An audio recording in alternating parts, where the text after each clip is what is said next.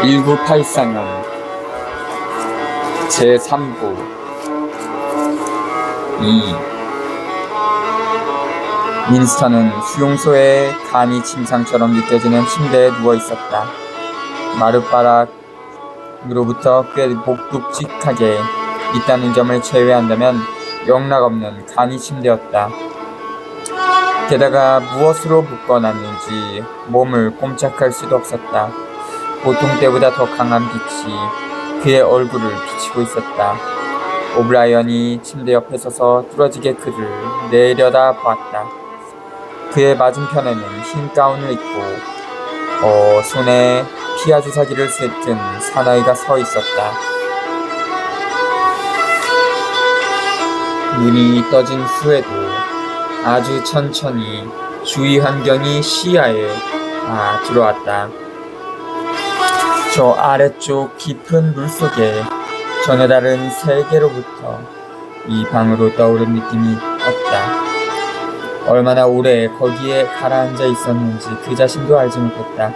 그들이 그를 체포했던 순간 이후부터 어둠도 한낮의 햇빛도 구경하지 못했다. 게다가 그의 기억도 중간에 끊겨 있었다. 의식이 심지어 지금까지 잠들어 있던 의식조차 중간중간 끊기기는 했지만 가사 상태에서 깨어나 다시 활발하게 움직이는 때가 있었다. 그러나 그 의식의 공간이 날인지 주일인지 아니면 초인지 전혀 알아낼 방법이 없었다.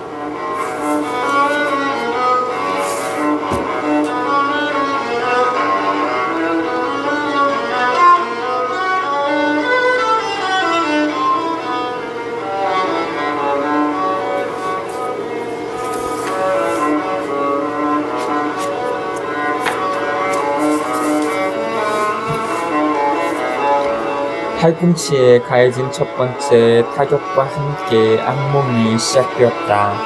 그때 일어난 모든 일이 단순한 거의 모든 죄들에게 부과되는 예비적이며 정해진 복문의 한 과정이라는 것을 뒤늦게 알아차렸다.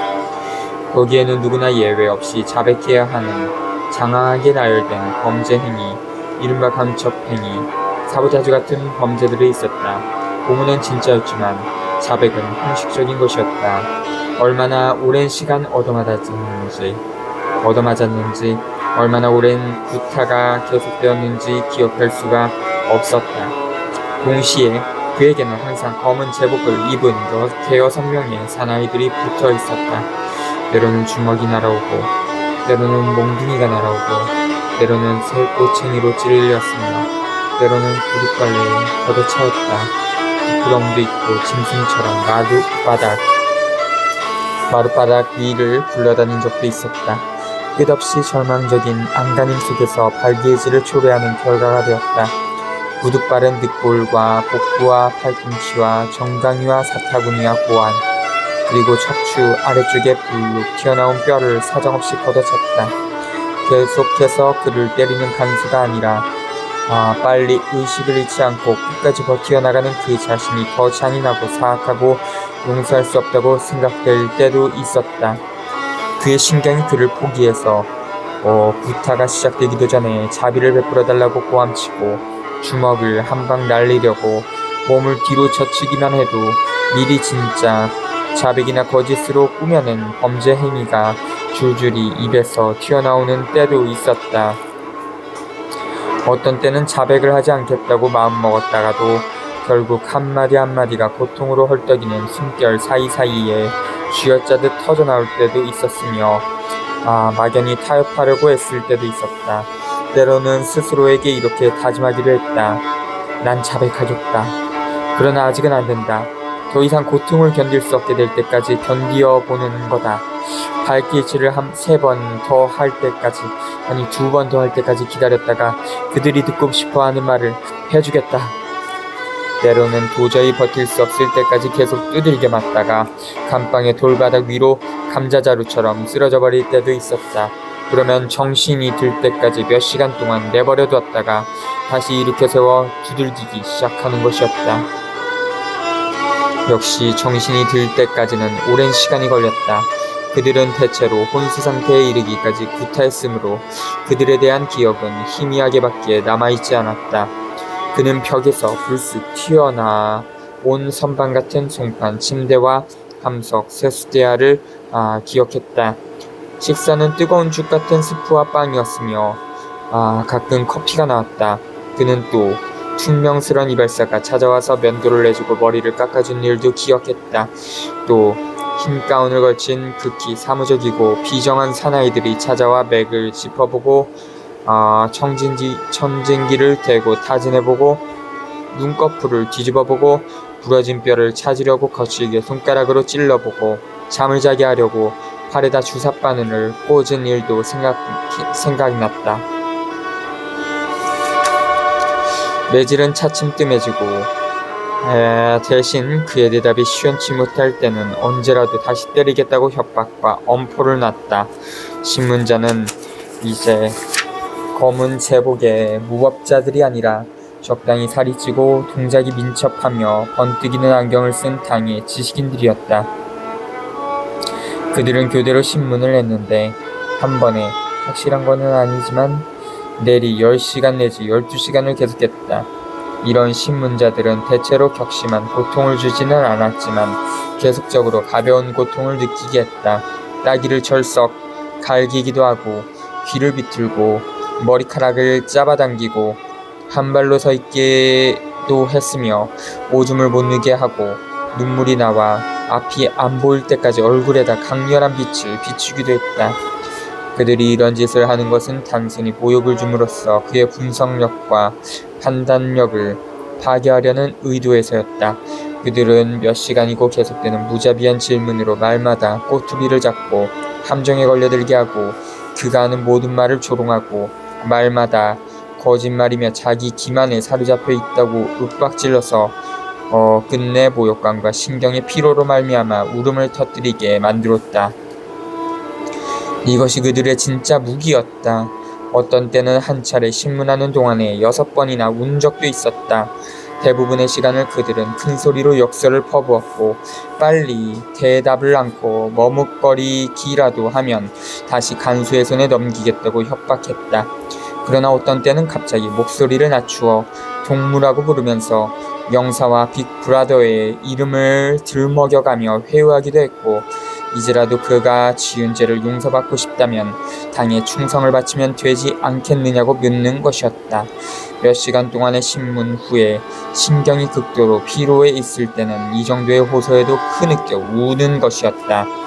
결국 이런 친절머리 나는 흐느낌은 간수의 주먹이나 발길질보다도 더욱 그를 지치게 만들었다. 그의 입은 그들이 요구하는 것은 뭐든지 털어놓았고 손은 서명하는 도구가 되었다. 그의 유일한 관심사는 그들이 자백하기를 바라는 사항을 찾아내어 태도가 거칠어지기 전에 재빨리 자백하는 일이었다. 그는 저명한 당원들의 암살, 선동적인 팸플렛의 배포, 공금횡령, 팔아넘긴 조사 비밀, 갖가지 종류의 파업행위 등을 자백했다. 그는 이미 1968년 전부터 동아시아 정부에 고용된 스파이였다고 자백했다. 그는 또 종교를 가진 신앙인이며 자본주의의 신봉자이고 성도착자라는 것까지 자백했다. 뿐만 아니라 아내가 여전히 살아있다는 사실을 그 자신이 알고 있고 신문자도 뻔히 알고 있는데도 자기 아내를 살해했다고 고백했다. 또한 수년 동안이나 골드슈타인과 개인적인 접촉을 가져왔으며 그가 지금까지 알고 있는 모든 사람들이 포함되어 있는 지하 조직의 단원이었다고 고백했다. 이처럼 모든 것을 자백하고 모든 사람들을 연루자로 만들어버리는 것은 쉬운 일이었다. 게다가 어떤 의미에서 그것은 사실이기도 했다. 그가 당의 적대자라는 것은 사실이며 당의 입장에서 볼 때 사상과 행위 사이에는 차이가 있을 수 없었다. 거기엔 역시 또 다른 기억도 있었다. 그러나 배경이 온통 암흑으로 칠해진 그림처럼 그들은 단속적으로 그의 마음을 지어나갔다.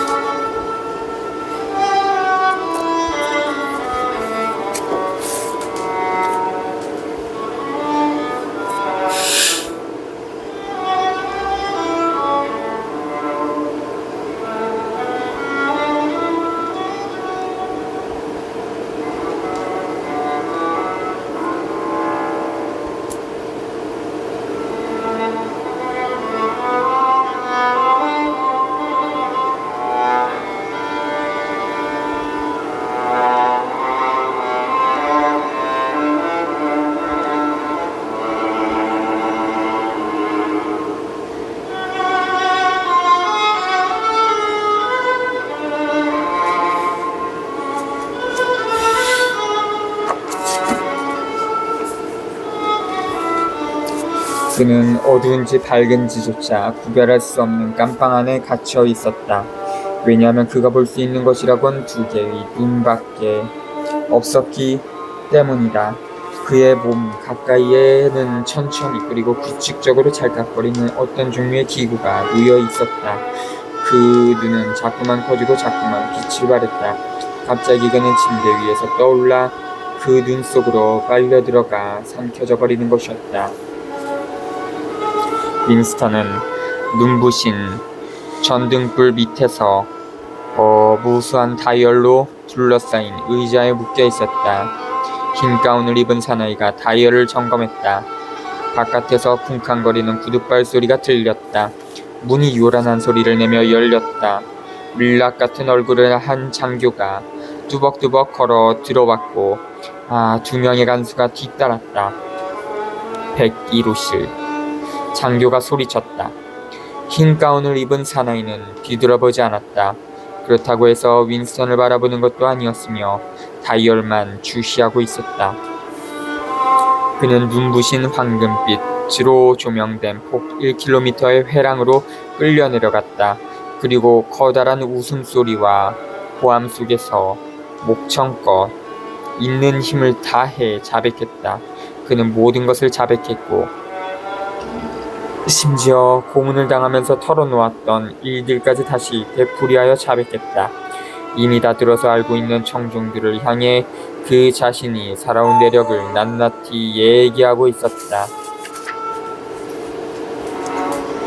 그곳에는 간수들과 서로 다른 신문자들과 흰 가운을 걸친 사나이들과 오브라이언, 줄리아, 최링턴 씨, 이 모든 사람들이 함께 뒤섞여 회랑을 굴러다니면서 큰 소리로 웃고 고함치고 있었다. 미래라는 시간 속에 새겨진 어떤 무서운 사건이 건너뛰어 사라져버려서 결코 일어날 수 없는 일이 되기도 했다. 아무것도 걱정할 일이 없었으며 거기엔 더 이상 고통도 없었다. 다만 남은 삶의 마지막 부분은 벌거숭이로 노출된 채 이해되고 용서받는 것이었다. 윈스턴은 반신반의 속에서 오브라이언의 음성을 들은 것 같아 깜짝 놀라 송판 침대에서 벌떡 일어났다. 지금까지 줄곧 신문을 받아오는 동안에 오브라이언을 한 번도 본 적이 없었지만 어쩐지 눈에 띄지 않는 아주 가까운 곳에 그가 있다는 느낌이 들었다. 모든 것을 지시하고 있는 사람은 오브라이언이었다. 윈스턴에게 간수를 붙여주는 것도 그였고 그들이 윈스턴을 죽이지 못하게 막는 것도 그였다. 윈스턴이 고통으로 비명을 지르게 하는 것도, 일정한 유예기간을 주는 것도, 음식물을 먹여주는 것도, 잠을 자게 하는 것도, 그의 팔에 약물을 주사하는 것도, 이 모든 일을 결정하는 사람은 바로 오브라이언이었다. 질문을 하는 사람도, 또 답변을 유도하는 것도 그였다. 그는 고문자였고, 보호자였고, 신문자였고, 친구였다. 그리고 한때 어떤 음성이 그의 귀에 대고 속삭였다. 윈스턴은 그 음성을 들었던 순간이 약물에 취해 잠들어 있었던 때인지 아니면 정상적으로 잠들어 있었던 때인지 혹은 깨어있던 순간인지 기억할 수 없었다. 걱정 말게 윈스턴. 자넨 내 보호를 받고 있어. 7년 동안이나 난 자네를 지켜봐왔네. 이제 전환점이 온 거야. 난 자네를 구해주겠어. 자네를 완벽한 인간으로 만들어주겠어. 그것이 오브라이언의 음성인지는 확인할 길이 없었다. 그러나 그 음성은 7년 전의 꿈속에서 그에게 우린 어둠이 없는 곳에서 만나게 될 거야 라고 속삭여주었던 바로 그 음성이었다. 언제 신문이 끝났는지도 기억이 나지 않았다. 한동안 암흑의 시간이 지난 후에야 그가 지금 와 있는 곳이 감방인지 혹은 실내인지 차츰 어렴풋한 실체로서 나타나기 시작했다. 그는 거의 등을 딱 붙이고 있었기 때문에 몸을 움직일 수가 없었다. 그의 몸뚱이는 어떤 특정한 지점까지 끌어내려지기도 했다. 뒤통수까지 어떤 도구에 의해 꽉 쥐어져 있었다. 오브라이언은 엄숙하고도 비통한 얼굴로 그를 내려다보고 있었다. 밑에서 올려다본 그의 얼굴은 눈 밑에 피부가 늘어져 있고 코에서 턱까지 그의 그어진 주름살로 인해 몹시 지쳐 보였다. 윈스턴은 오브라이언이 자기보다 훨씬 나이가 많으리라고 생각했다. 그는 아마 59세 내지 60세쯤 되었을 것이다. 그는 꼭대기에 손잡이가 달린 다이얼 위에 손을 올려놓고 있었는데 둥그런 표면을 따라 숫자들이 씌어 있었다. 난 자네에게 말했네. 오브라이언이 얘기를 꺼냈다. 우리가 다시 만난다면 이곳일 거라고 말이야. 네, 윈스턴이 대답했다. 오브라이언의 가벼운 손놀림 이외엔 아무런 경고도 없었는데 고통의 파동이 윈스턴의 육신을 꿰뚫고 흘러갔다. 그것은 무서운 고통이었다. 그 때문에 무슨 일이 일어나고 있는지 짐작조차 가지 않았고 다만 어떤 치명적인 행위가 그에게 가해지고 있다는 것만 느낄 뿐이었다. 그래서 그런 일이 실제로 일어나고 있는지 아니면 전기의 작용에 의한 결과인지도 알 수 없었다. 그러나 그의 몸은 복이 흉하게 뒤틀렸고 뼈마디가 서서히 떨어져 나가 분해되는 것 같았다. 격심한 고통 때문에 그의 이마에서 땀방울이 솟았지만 무엇보다도 가장 참기 힘든 것은 등뼈가 우두둑 소리를 내며 끊어질 것 같은 공포였다. 그는 가능한 한 비명을 지르지 않으려고 코로 숨을 쉬며 이를 악물었다. 자넨 두려워하고 있군. 오브라이언이 그의 얼굴을 주시하면서 말했다. 금방이라도 뭐가 부러질까봐 말이야. 자네가 특히 두려워하는 것은 등뼈가 부러지면 어떻게 하나 그 점이겠지. 자넨 등뼈가 부러져서 골수에게 뚝뚝 떨어지는 것을 마음속으로 생생하게 그리고 있군. 자넨 그런 걸 생각하고 있지. 그렇지 않은가, 윈스턴? 윈스턴은 대답하지 않았다. 오브라이언은 다시 다이얼의 손잡이를 잡아당겼다. 고통의 파장이 시작되었을 때와 마찬가지로 재빨리 물러가 버렸다. 그건 40이었어. 오브라이언이 말했다. 이 다이얼의 숫자가 100까지 올라간다는 걸 잊지 말게. 우리가 이렇게 얘기하는 동안에도 언제든지 내가 원하는 숫자까지 도수를 높여 자네에게 고통을 줄 능력이 나한테 있다는 걸 부디 기억해두게. 만약 거짓말을 하거나 무슨 수를 써서 일부러 얼머부린다더가나 혹은 지적인 수준을 정상보다 낮추어 얘기한다면 자넨 당장 고통을 참지 못하고 비명을 지르게 될 걸세. 내 말 알아듣겠나? 네, 윈스턴이 대답했다. 오브라이언의 가혹한 태도가 약간 누그러졌다. 그의 생각에 잠겨 안경을 고쳐 쓰고 그는 생각에 잠겨 안경을 고쳐 쓰고 몇 발짝 움직였다. 말을 할 때 그의 음성은 부드럽고 침착했다. 그의 태도는 처벌을 하려는 것보다는 애써 설명하고 설득하려는 의사나 선생이나 선지자 같았다. 자네 때문에 골치가 아파, 윈스턴.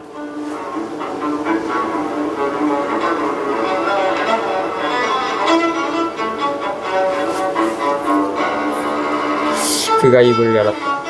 자넨 그 정도의 고통을 당할 만한 가치가 있기 때문일세. 자네한테 문제가 되는 게 뭔지 잘 알 거야.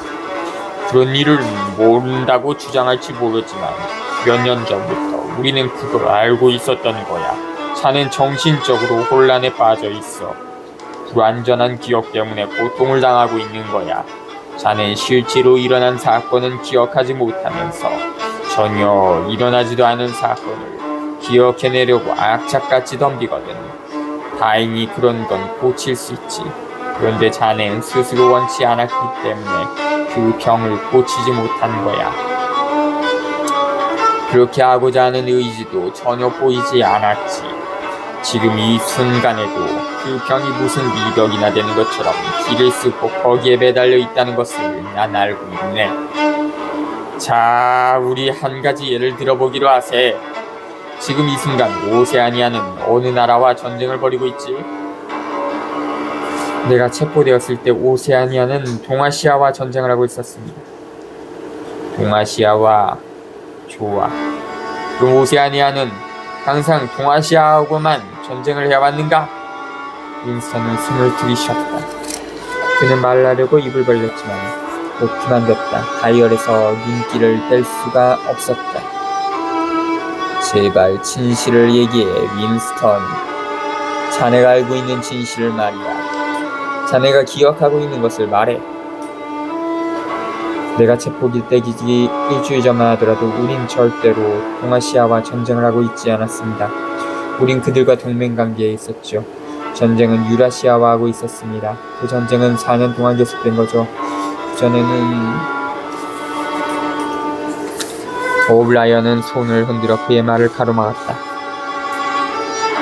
또 하나의 예를 들어보지. 몇 년 전에 자넨 아주 심한 망상에 사로잡혀 있었어. 한때 당원이었던 존스, 아론슨, 리더퍼드라는 세 사람이 이들은 완벽하고도 타당한 자백을 하고 나서 반역죄와 파업을 선동한 죄로 처벌을 받게 된 자들인데 저지른 범죄가 조작된 것이라고 자넨 믿었던 거야. 자넨 또 그들의 자백이 거의라는 사실을 증명하는 명백한 서류상의 증거를 확인했다고 믿었지. 자네로 하여금 그런 망상을 품게 하는 사진 한 장이 있었어. 그래서 자네는 손으로 직접 그 사진을 만졌다고 믿었던 거야. 그건 이와 비슷한 사진이었네. 장방형의 신문지 조각이 오브라이언의 손에 들려 있었다.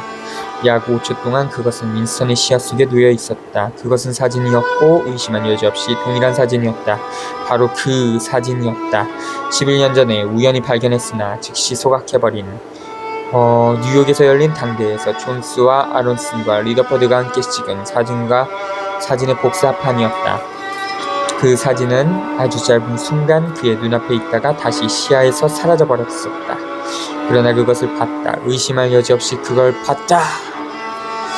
그는 상반신을 뒤틀어 몸을 자유롭게 움직이려고 절망적이면서도 고뇌에 찬 안감힘을 썼다. 그러나 어느 방향으로든 단 1cm도 움직일 수가 없었다. 그 순간만은 다이얼의 존재마저도 잊어버렸다. 그가 열망한 것은 다시 그 사진을 손으로 만져보거나 최소한 두 눈으로 확인하는 것이었다. 그 사진이 지금까지 남아있고 썼군요. 윈스턴이 부르짖었다. 아니야. 오브라이언이 대답했다. 오브라이언은 방을 가로질러 걸어왔다. 맞은편 벽에 기억 구멍이 있었다. 그는 격자 창살을 들어올렸다. 눈에 띄지는 않았지만 그 허망한 종이 쪽지는 따스한 기류에 휩쓸려 날아가 버렸다. 그리고 불길 속에서 자취를 감추었다. 오브라이언이 벽에서 몸을 돌렸다. 재가 되어버렸어. 흔적조차 찾아볼 수 없는 채로 말이야. 먼지로 변했어. 그건 존재하지 않아. 그리고 이전에도 결코 존재한 적이 없었어. 그러나 과거에는 존재했어요. 그러니 지금도 존재하는 겁니다. 기억 속에 존재한단 말입니다. 난 그걸 기억하고 있어요. 당신도 그걸 기억하고요. 난 그걸 기억하지 않아. 오브라이언이 말했다. 윈스턴은 심장이 무너져 내리는 것 같았다. 그것이 바로 이중사고였다. 그건 무서운 무력감에 빠졌다. 오브라이언의 말이 거짓임을 확인할 수만 있다면 별 문제가 되지 않을 것이다. 그러나 오브라이언이 그 사진을 정말로 잊어버렸다는 것은 완전히 가능한 일이었다. 그렇다면 그는 이미 기억한다는 걸 부정한 사실조차 잊어버리게 된 것이며 잊는다는 행위까지 잊어버린 것이다. 누가 그걸 단순히 속임수라고 증명할 수 있을 것인가. 어쩌면 마음속에서 실제로 정신착란 같은 생각이 일어날 수도 있었을 것이다. 그것이야말로 그를 패배시키는 생각이었다. 오브라이언이 깊은 생각에 잠겨 그를 내려다보고 있었다. 전보다 더 그는 고집쟁이이긴 하지만 장래성이 있는 아이를 고심에 찬 눈으로 지켜보고 있는 선생 같은 태도를 취했다.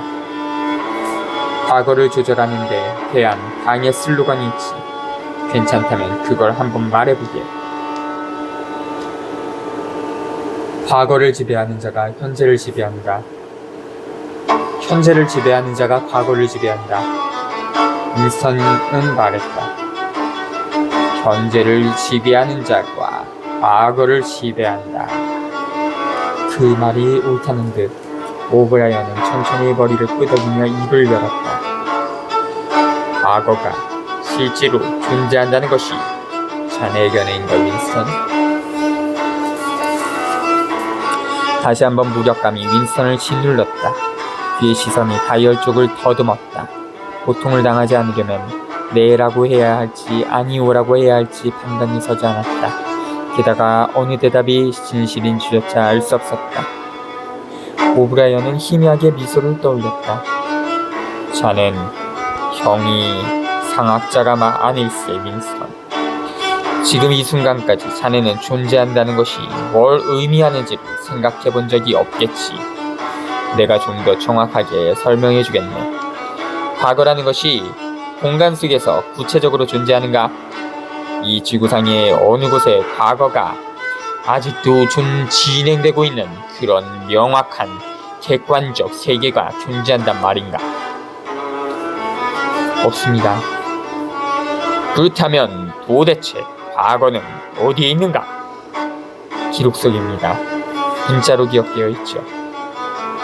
기록 속이라. 그리고 기억 속입니다. 인간의 기억 속 말입니다. 기억 속이라. 그럼 됐어. 우리의 당은 모든 기록과 모든 기억을 지배하지. 그렇다면 결과적으로 우린 과거까지 지배하는 셈이지. 그렇지 않은가? 그러나 당신은 어떻게 인간의 기억을 중단시킬 수 있습니까? 윈스턴은 다시금 순간적으로 다이얼의 존재도 있고 큰 소리로 외쳤다. 그건 억지입니다. 그건 마음대로 안 되는 일입니다. 어떻게 기억을 지배한단 말입니까? 당신은 나의 기억을 지배하지 못합니다. 오브라이언의 태도가 다시 냉혹해졌다. 그는 다이얼에 손을 댔다. 반면에 자네도 기억을 지배하지 못해. 그 때문에 자네가 이곳에 끌려온 거야. 겸허와 자기 수양에 실패했기 때문에 이곳에 와 있는 거야. 자넨 건전한 정신의 가치 기준인 복종의 행위를 거부하려고 해. 그래서 정신 이상자인 소수의 인간 편에 서려는 거야, 윈스턴. 다만 수양된 정신만이 현실을 직시할 수 있네. 자넨 현실이란 객관적이며 외형적인 존재로서 실제한다고 믿고 있어. 자넨 또 현실의 존재를 자명한 사실로서 믿고 있네. 자넨 눈으로 뭔가를 보았다고 생각하여 스스로를 기만할 때 다른 사람들도 자네와 마찬가지로 똑같은 걸 보았다고 간주해버리지. 그러나 분명히 말해두지만 윈스턴, 현실이란 외형적인 것이 아니야. 현실이란 인간의 마음속에 있지 다른 데는 있는 게 아니야. 다른 데 있는 게 아니야. 하지만 개인의 마음속에 존재하게 되면 자칫 오류를 범하기 쉽고 결국은 금방 사라져버리지. 자기 마음속에 존재할 때 비로소 현실은 집단적인 위력을 발휘하고 영원할 수 있는 걸세. 당이 진실이라고 주장하는 건 뭐든 진실이야. 당의 눈을 통하지 않고 진실을 본다는 건 불가능해, 윈스턴. 이것이 자네가 다시 배워야 할 진실이야. 그러자면 자기 파괴의 행위, 즉 의지의 노력이 필요해. 자네가 정상을 되찾기 전에 스스로 겸허해져야 하네. 그는 자기가 한 말이 이해될 수 있도록 그에게 시간 여유를 주려는 듯 잠시 이야기를 중단했다. 자넨 자유란 둘 더하기 둘은 넷이라고 말할 수 있는 것이다 라고 일기장에다 써놓은 걸 기억하나? 네, 윈스턴이 대답했다. 오브라이언은 왼손을 쳐들어 윈스턴에게 손등을 보이고는 네 손가락을 편 채 엄지손가락을 감췄다. 윈스턴, 내가 지금 펴고 있는 손가락은 몇 개인가? 넷입니다. 그런데 만약 당이 넷이 아니라 5이라고 한다면 그땐 몇 개지? 넷입니다.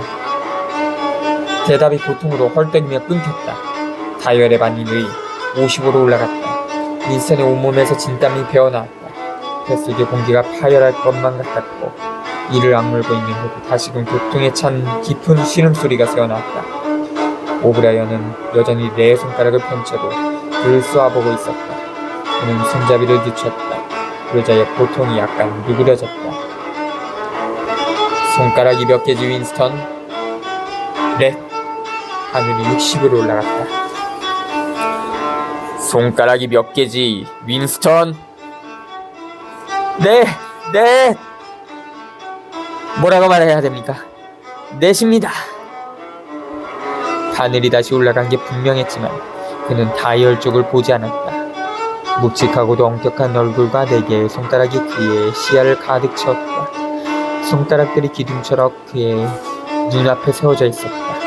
거대하게 떨리는 듯 흐릿하게 그의 눈앞에 보이는 손가락은 분명히 넷이었다. 손가락이 몇 개지, 윈스턴? 네, 멈춰. 어쩌자는 겁니까? 넷입니다. 넷이.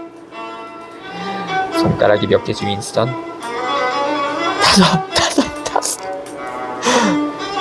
안 돼, 윈스턴. 그래봐야 소용없어. 지금 거짓말을 하고 있어. 자넨 여전히 4개라고 생각하고 있지. 제발 진실을 말하게. 손가락이 몇 개지? 네, 5. 당신 좋을 대로 생각하시오. 그걸 멈추기만 해요. 제발 그만. 갑자기 그는 오브라이언의 팔에 안긴 채 상반신이 일으켜졌다. 아마 몇 초 동안 의식을 잃었던 모양이었다. 그의 몸을 묶은 끈이 약간 느슨해졌다.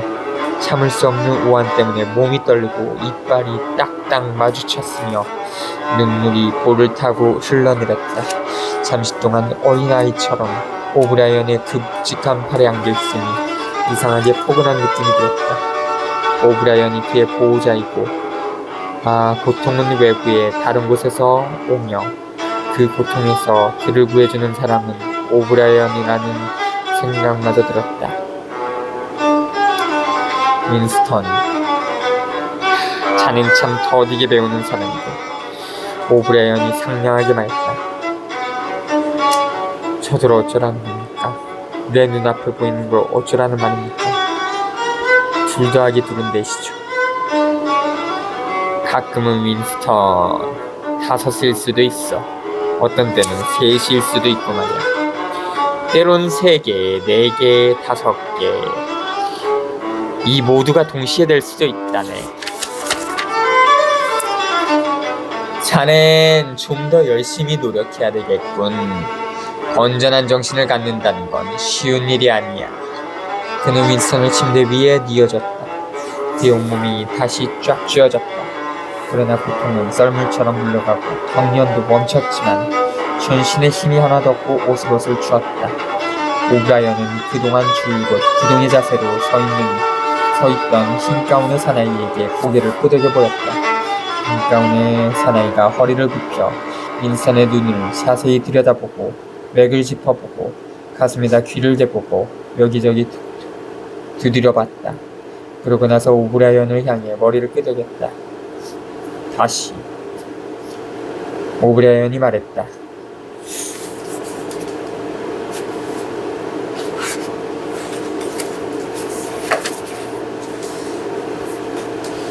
고통이 윈스턴의 몸뚱이를 광tum했다.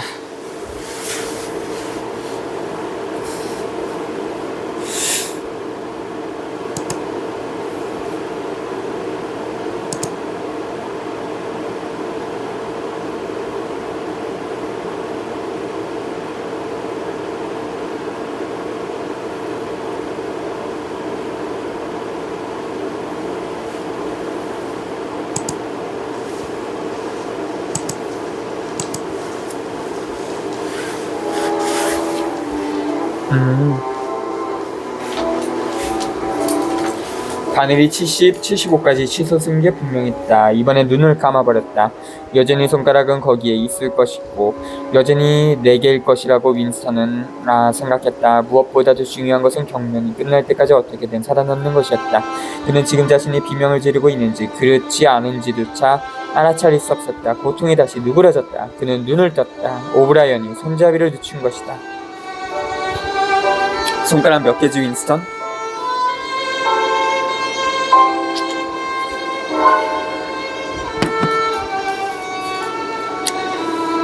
네, 4개라고 생각되는데요. 그러나 그럴 수만 있다면 5개로 보고 싶습니다. 난 지금 5개로 보려고 애쓰고 있어요. 어느 쪽을 바라는가? 5개로 보인다고 말로만 나를 설득하고 싶은가? 아니면 진짜 5개로 보고 싶은가? 진짜 5개로 보고 싶습니다. 다시 오브라이언이 말했다. 이미 바늘이 80 내지 90을 가리키고 있을 것이다. 윈스턴은 고통이 일어나고 있는 이유를 간헐적으로 기억할 수 있을 뿐이었다. 가늘게 뜨고 있는 눈꺼풀 밑에서 손가락에 숲이 가물거리며 서로 겹쳐져서 멀리 사라졌다가는 다시 나타나곤 했다. 그는 손가락의 수를 세어보려고 애를 썼지만 왜 이런 짓을 해야 하는지 그 까닭을 알 수 없었다. 다만 손가락을 센다는 게 불가능함을 알았을 뿐이었는데 그것은 넷과 5이라는 숫자 사이의 불가사의한 일치성 때문이었다. 고통이 다시 사라졌다. 그가 눈을 떴을 때는 여전히 똑같은 것이 보이는지 확인하기 위해서였다. 흔들리는 나무들 같은 무수한 손가락들이 여전히 서로 다른 방향으로 흘러다니면서 엇갈리고 또 엇갈렸다. 그는 다시 눈을 감았다. 내가 세우고 있는 손가락이 몇 개지, 윈스턴? 몰라요, 모릅니다. 다시 그런 짓을 계속한다면 당신은 나를 죽이고 말 것입니다. 네, 5, 6. 정말이지 모르겠습니다. 좋아, 윈스턴이 말했다. 주사바늘이 윈스턴의 팔에 꽂혔다. 거의 그와 동시에 감미롭고 아늑한 온기가 그의 온몸으로 번져나갔다. 고통은 벌써 한쯤 잊어버렸다. 그는 눈을 감고 감사하는 마음으로 오브라이언을 쳐다봤다. 그 묵직하고 주름진 얼굴이 추하면서도 지성적으로 보였을 때 윈스턴의 가슴은 찢어지듯 아팠다. 몸을 움직일 수만 있다면 다정하게 손을 뻗쳐 오브라이언의 팔을 잡고 싶었다. 지금 이 순간처럼 오브라이언을 깊이 사랑해본 적이 없었다. 그것은 오브라이언이 고통을 주는 것을 중단했기 때문만은 아니었다. 오브라이언이 친구이든 적이든 상관없다는 가슴속 저변에 깔려있는 옛날의 감정이 되살아났다. 오브라이언이말로 그의 이야기를 들어줄 만한 사람이었다. 어쩌면 사람들이란 사랑받기보다는 이해받기를 원할지도 모른다. 오브라이언은 거의 정신 이상에 걸릴 정도로 그를 고문했고 오래지 않아 그를 죽음으로 몰아넣을 게 뻔했다. 그렇더라도 상관없다. 어떤 의미에서 그들은 우정보다도 더 깊은 관계로 맺어진 친밀한 사이였다. 실제로 터놓고 대화를 나눌 수는 없다 하더라도 그들이 서로 만나 이야기를 나눌 수 있는 장소가 어딘가에 분명히 있을 것이다. 오브라이언도 마음속으로 그와 똑같은 생각을 하고 있다는 듯한 표정으로 그를 내려다보고 있었다. 실제로 그가 입을 열었을 때 그의 음성은 편안하고 친밀한 데가 있었다. 자네가 지금 어디에 있는 줄 아나요, 윈스턴? 모르겠습니다. 그러나 짐작은 할 수 있습니다. 사람들겠죠. 이곳에 얼마나 오래 있었는지 알겠나? 모르겠어요. 며칠, 몇 주일, 몇 달? 몇 달쯤 된 것 같군요. 왜 우리가 사람들을 이곳으로 끌고 오는지 생각해봤나? 자백을 받으려고요. 아니야, 그건 이유가 안 돼. 다시 생각해봐. 처벌을 하려고요. 아니야! 윈스턴이 고함쳤다. 그의 음성이 완전히 바뀌었고 얼굴은 갑자기 냉혹하고 무자비한 표정을 떴다. 아니야. 단순히 자백을 받으려는 것도 아니고 처벌을 하려는 것도 아니야. 우리가 왜 자네를 이리로 끌고 왔는지 얘기해줄까? 자네를 치유하기 위해서야. 지정신이 들게 하려는 거야, 윈스턴. 우리가 이곳에 데려온 사람으로서 치료가 안 된지 우리 손에서 풀려난 사람이 없다는 걸 이해하겠네. 우린 자네가 저지른 그런 어리석은 범죄에는 흥미가 없어. 당은 그런 명백한 범행에는 관심이 없지. 사상이야말로 우리가 관심을 갖는 대상의 전부. 우린 단순히 적을 쳐부수는 게 아니라 그들을 제조하는 거야. 그런 점에서 내가 얘기한 뜻을 이해하겠지. 그는 윈스턴 위로 허리를 구부렸다. 그의 얼굴이 너무 가까이 접근했기 때문에 엄청나게 커 보였고 밑에서 올라오다 본 탓인지 소름이 끼칠 정도로 추하게 보였다. 더욱이 그 얼굴은 흥분과 광적인 열정 같은 것으로 충만해 있었다. 윈스턴의 가슴이 다시 철렁 내려앉았다. 만약 그럴 수만 있다면 침대 속으로 깊이 숨어버리고 싶을 정도로 겁이 더럭 났다. 오브라이언은 단순한 변덕으로 다이얼을 마구 돌릴 것만 같았다. 그런데 바로 이때 오브라이언은 그에게서 등을 돌렸다. 그는 몇 발짝 서성거리더니 예상보다는 격렬하지 않은 음성으로 이야기를 계속했다. 맨 먼저 자네가 이 이야기 이해해야 할 것은 이곳에서는 순교 따위가 통하지 않는다는 점이야. 자넨 옛날에 있었던 종교적인 박해에 관한 글을 읽은 적이 있겠지. 중세에는 종교 재판소라는 것이 있었어. 그렇지만 그건 실패했지. 그건 이교를 조절할 목적으로 장설되었지만 결과적으로는 이교를 영속화시켰을 뿐이야. 이교들을 하나하나 붙잡아 화형시키는 동안에 수천 명의 이교도들이 들고 일어섰지. 왜 그랬을까? 그건 종교재판소가 적을 공개적으로 처형하고 죄인으로 하여금 회개할 시간도 안 주고 죽여버렸기 때문이지. 그러나 사실은 회개를 하지 않는다는 이유로 사형에 처한 거야.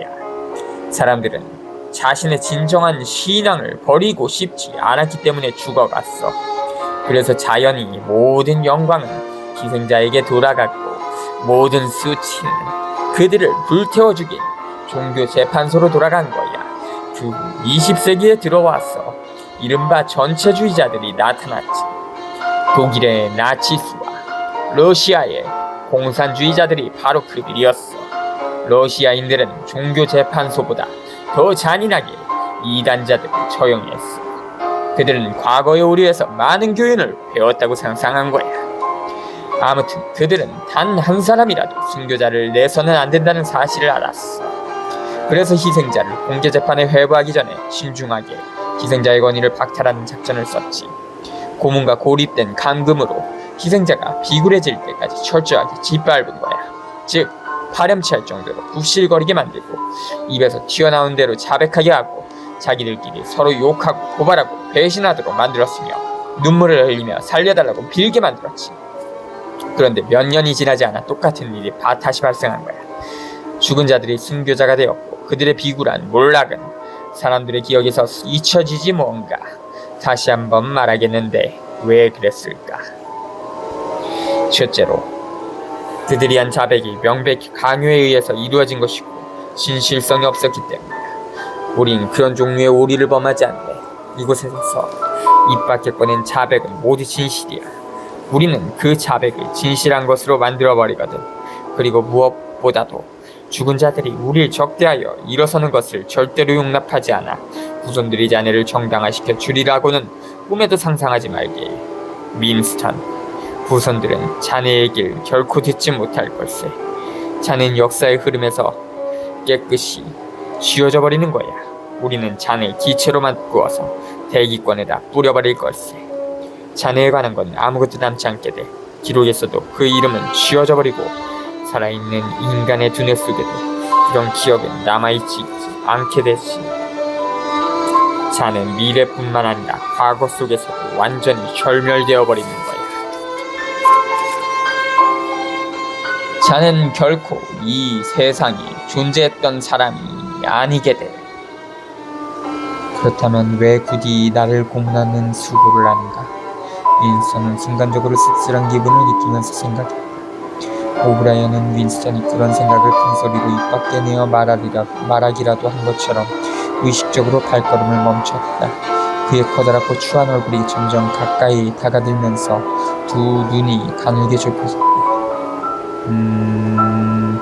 자넨 지금 이런 생각을 하고 있군. 오브라이언이 입을 열었다. 우리가 자네를 철저하게 파괴시키려고 작정한 이상, 그래서 자네가 한 말이나 행동이 하등에 문제가 되지 않는 이상, 그런 상황에서 왜 우리가 자네를 이렇게 신문하느라 수고를 해야 하느냐고 말했어. 자넨 그런 생각을 하고 있지, 그렇지 않은가? 그렇소, 윈스턴이 대답했다. 오브라이언이 가볍게 미소를 지었다. 자넨 우리가 그린 문양에 생긴 흠집일세, 윈스턴. 자네는 반드시 지워 없애버려야 할 얼룩이야. 방금 내가 얘기하지 않았던가? 우린 과거의 박해자들과는 다르다고 말이야. 우린 음성적인 복종으로는 만족하지 않아. 가장 비열한 항복에는 더더구나 만족할 수 없어. 결국에 가서 자네가 우리에게 항복한다 하더라도 그것은 반드시 자네 자신의 자유의지에 따른 것이라야 해. 우린 이단자들이 우리에게 저항하기 때문에 파멸시키는 게 아니야. 이단자가 우리한테 반항하는 동안엔 절대로 처형하지 않아. 우린 그를 개조시키고 그의 정신을 빼앗고 그를 새로운 인간으로 재형성시키는 거야.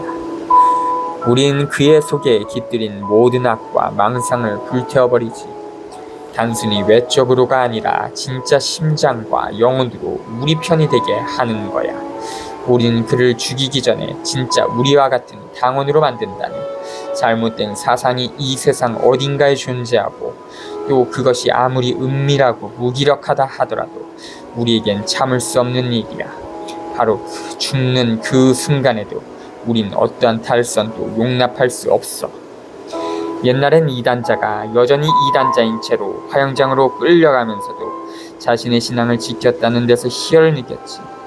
러시아에서 숙청당한 희생자들까지도 총탄이 기다리고 있는 사형장으로 걸어가면서도 자신의 두개골 속에 반항의식을 고스란히 간직하고 있었어.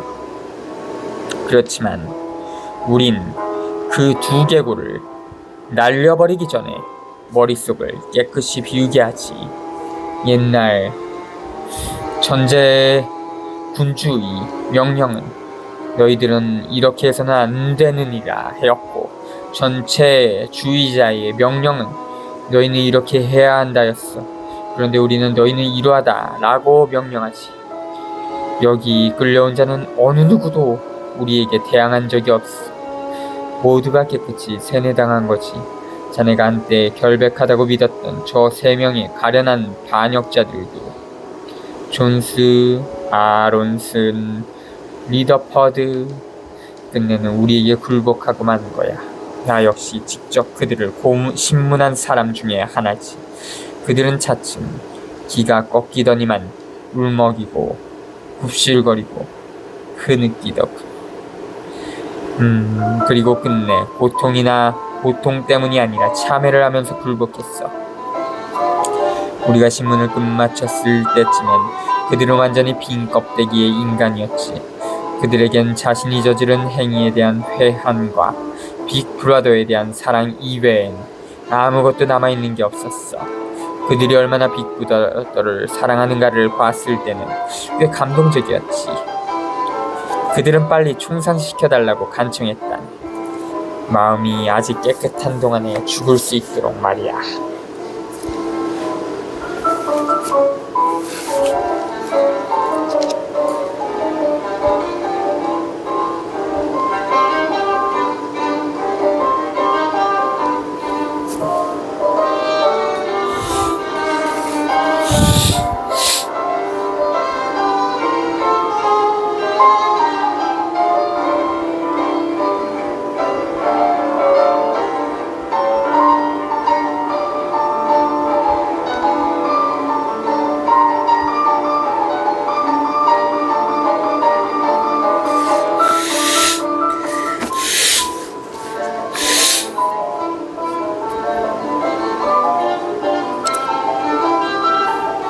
그의 목소리가 꿈결처럼 들려왔다. 으스대는 듯한 광적인 열정이 여전히 그의 얼굴에 남아있었다.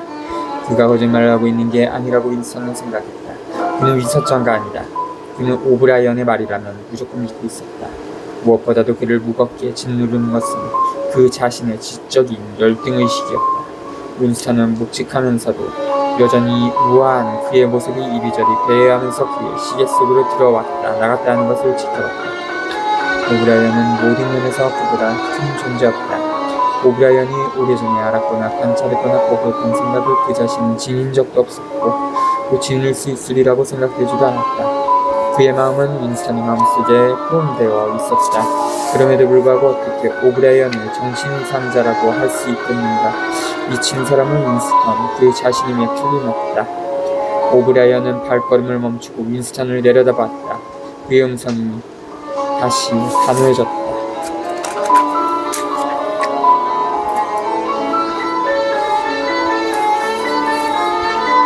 자네가 비록 완전히 우리한테 항복한다 하더라도 목숨을 건지리라곤 상상하지 말게.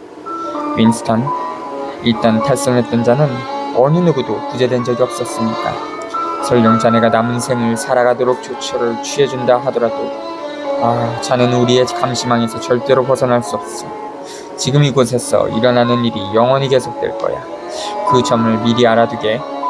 절대로 희생될 수 없는 지점까지 우린 자네를 파괴시켜 놓을 걸세. 자네가 만약 1000년을 산다 하더라도 결코 회복될 수 없도록 만들어버릴 거야. 다시는 정상적인 인간의 감정을 지닐 수 없을 걸세. 자네의 내면에 있는 것은 깡그리 죽고만 거야. 다시는 사랑을 하거나 우정을 갖거나 삶의 즐거움을 누리거나 웃거나 호기심을 품거나 용기 있는 행동을 취하거나 한 가지 일에 집중할 수 없게 되지. 자네는 빈 껍데기가 되는 거야. 우린 자네가 텅 빌 때까지 비틀어 짠 다음에 자네 속에 우리와 똑같은 것을 채워넣을 걸세. 그는 걸음을 멈추고 흰 가운의 사나이에게 신호를 보냈다. 윈스턴은 어떤 무거운 기구 조각 같은 것이 뒤통수께 밀어붙여지는 것을 느꼈다. 오브라이언이 그의 침대 옆에 앉았다. 그래서 그의 얼굴이 윈스턴의 얼굴과 거의 같은 높이에 있었다. 3000! 오브라이언이 윈스턴의 머리 너머에 있는 흰 가운의 사나이에게 말했다. 약간 축축하게 느껴지는 두 개의 부드러운 패드가 어느새 윈스턴의 정수 위에 재워왔다. 그는 기가 찔렸다. 통증이 밀려왔다. 전혀 새로운 종류의 고통이었다.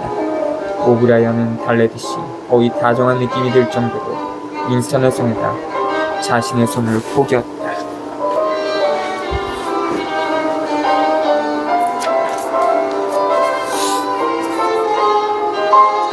이번엔 상처를 입지 않을 거야. 내 얼굴을 똑바로 쳐다보자. 바로 이 순간에 눈앞에서 아찔한 폭발이 일어났다. 어쩌면 폭발이 일어나는 것 같이 보였는지도 모른다. 무슨 소리가 들렸는지조차 분명하지 않았다. 말할 나위 없이 눈앞이 컴컴해지는 듯한 성감이었다. 윈스턴은 상처는 입지 않았지만 기진맥진했다. 그 일이 일어났을 때 이미 등을 대고 누워 있었는데도 불구하고 호되게 얻어맞고 그런 자세로 널브러진 듯한 기묘한 느낌이 들었다. 무시무시하고 매우 충격적인 일격이 그를 납작하게 쓰러뜨린 것이다. 동시에 그의 두뇌 속에서도 무슨 일이 일어났다. 두 눈이 초점을 되찾자 그가 누구이며 어디에 있는지가 생각났고 그를 들여다보고 있는 얼굴이 누구인지를 알아볼 수 있었다. 그러나 뇌수의 한 조각이 떨어져 나와가 어딘가에 텅 빈 커다란 공백이 생긴 것 같았다. 오래 계속되지는 않을 걸세. 오브라이언이 입을 열었다. 내 눈을 보자. 오세아니아는 어느 나라와 전쟁을 하고 있지? 윈스턴은 생각했다. 그러자 오세아니아가 무엇을 의미하며 그리고 그 자신이 오세아니아의 시민이라는 것도 알았다. 역시 유라시아와 동아시아도 기억났다. 그러나 누가 누구와 전쟁을 하고 있는지 알 수 없었다. 실제로 무슨 전쟁이 있는지조차 생각나지 않았다. 기억나지 않는데요? 오세아니아는 동아시아와 전쟁을 하고 있어. 이제 생각나나? 오세아니아는 항상 동아시아와 전쟁을 하고 있는 거야. 자네가 세상에 태어났을 때부터 아니 전설되는데 역사가 시작된 이후 줄곧 끊임없이 전쟁이 계속되어 왔고 그것도 항상 똑같은 전쟁이었어. 이제 기억하겠나? 네. 11년 전에 자넨 반역죄로 사형 선고를 받은 세 사람에 관한 전설을 지 멋대로 꾸며냈지. 그들의 결백을 증명하는 종이 쪽지를 발견했다고 착각했기 때문이지. 그런데 실제로는 그런 종이 쪽지는 이 세상에 존재한 적이 없었어. 자네 자신이 그런 걸 만들어내는 다음 그걸 사실로서 믿어버린 거야. 맨 처음 그걸 조작해냈던 순간 지금 기억할 수 있겠나? 네. 지금 이 순간에 난 자네의 얼굴 앞에 손가락을 펴 보이고 있네. 자넨 5개의 손가락을 봤어. 그렇다고 생각하는가? 네. 오브라이언은 왼손을 쳐들고는 엄지손가락을 구부려 감추었다. 5개의 손가락이 있네. 손가락 5개가 보이는가? 네. 윈스턴은 마음속의 환각이 바뀌기 전에 재빨리 그 손을 봤다. 5개의 손가락을 본 것이다. 기억 따위는 없었다. 그리고 모든 것이 다시 정상으로 되돌아왔다.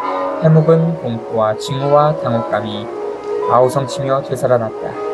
그러나 거기에는 오브라이언의 새로운 암시가 있을 때마다 그것이 텅 빈 공간을 가득 채우는 다음에 절대적인 진실이 되었으며 원하기만 하면 불구하기 둘이 10살이 5이 될 수 있는 것과 마찬가지로 3이 될 수도 있다는 것을 확신할 만한 순간이 있었다. 윈스턴은 그 순간이 얼마나 긴 시간인지는 몰라도 아마 30초쯤 되리라고 생각했다. 그 확신감은 오브라이언이 손을 내리기도 전에 희미해져 버렸다. 그렇지만 그 확신감을 다시 붙잡지 못한다 하더라도 어떤 사람이 타인의 영향을 받을 때 자신이 살아온 먼 과거의 경험을 생생하게 기억하는 것처럼 그것을 기억할 수 있었다. 아무튼 그게 가능하다는 것을 이제 알았겠지? 오브라이언이 말했다. 네, 윈스턴이 대답했다. 오브라이언은 만족한 얼굴로 서 있었다.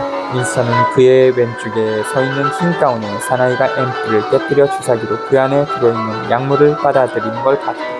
오브라이언은 미소 띈 얼굴로 윈스턴을 돌아봤다. 거의 옛날과 똑같은 버릇대로 그는 콧등이 걸린 안경을 붙였었다.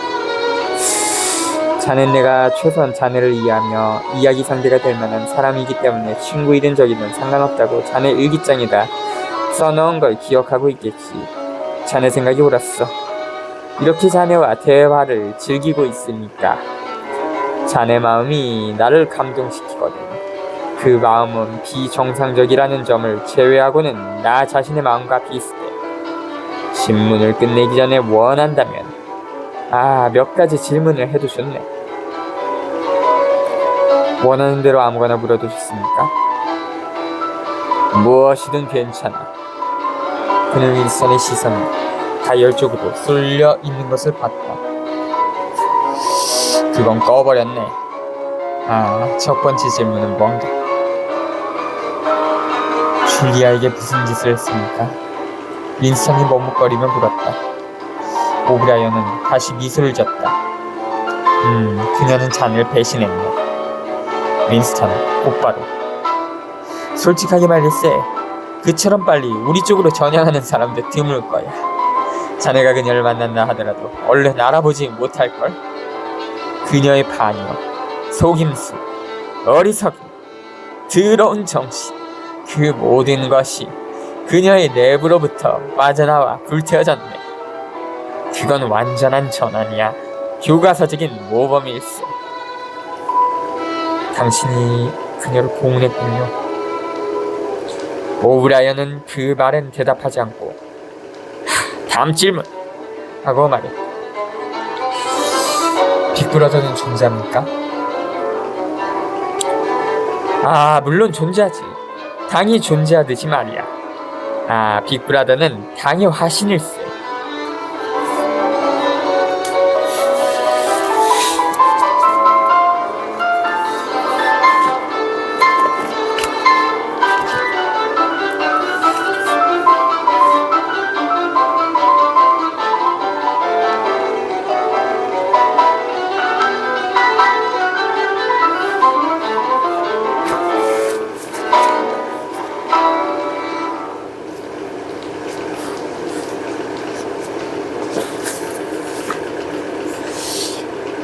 그분은 내가 존재하는 것과 똑같은 방식으로 존재합니까? 자넨 존재하지 않아. 오브라이언이 말했다. 다시 한번 무력감이 전리처럼 그의 몸속을 꿰뚫고 흘러갔다. 윈스턴은 그와의 논쟁이 그 자신의 부재를 증명한 것으로 끝났다는 걸 알았고 또 그렇게 생각했다. 그러나 그것은 궤변이며 말장난일 뿐이었다. 너는 존재하지 않는다. 라는 진술에는 논리적인 불합리가 내포되어 있는 게 아닐까. 하지만 그런 말을 한다고 해서 무슨 소용이 있는가. 오브라이언이 그를 분쇄시키려는 저 대답이 불가능한 미친 논쟁을 생각하자 그의 마음은 움츠러들었다. 나 자신이 존재한다고 생각합니다. 윈스턴은 지친 듯 말했다. 나 자신의 인격을 자각하고 있습니다. 난 태어났고 죽을 겁니다. 나는 두 팔과 두 다리를 갖고 있습니다. 그리고 공간 속에 어떤 특수한 한 지점을 차지하고 있습니다. 어떤 다른 유기적 물체도 내가 차지한 자리를 동시에 차지할 수는 없습니다. 그런 의미로 빅브라더는 존재하는 겁니까? 그런 건 중요하지 않아. 하여튼 그는 존재하니까. 빅브라더는 영원히 죽지 않을까요? 물론 죽지 않지. 어떻게 그가 죽을 수 있나? 다음 질문. 형제단이라는 것이 실제로 존재합니까? 윈스턴. 자넨 그 사실을 결코 모를 거야. 우리가 신문을 마치고 자네를 자유롭게 풀어준다 하더라도 또 자네가 90세를 산다 하더라도 여전히 그 질문의 답변이 네인지 아니오인지를 모를 걸세. 그건 자네가 살아있는 동안 풀리지 않는 수수께끼로서 마음속에 남아있을 거였어. 윈스턴은 말없이 누워있었다. 그의 가슴이 약간 빨리 오르락내리락 하는 것이 보였다. 그는 맨 먼저 마음속에 떠올랐던 질문을 아직까지 하지 않았다. 그 질문을 던지려고 해도 그의 혀가 발음하기를 거부하는 것 같았다. 오브라이언의 얼굴에 재미있어하는 듯한 기색이 엿보였다. 그의 안경조차도 냉소적으로 빛났다. 그는 알고 있다. 윈스턴은 문득 그런 생각을 했다. 그는 내가 무슨 질문을 하려는지 알고 있다. 그런 생각과 함께 그 말이 윈스턴의 입에서 튀어나왔다.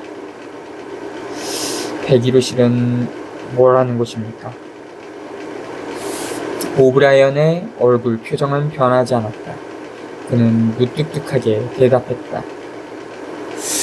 101호실에서 무슨 일이 일어나는지 자네도 알지 않나, 윈스턴?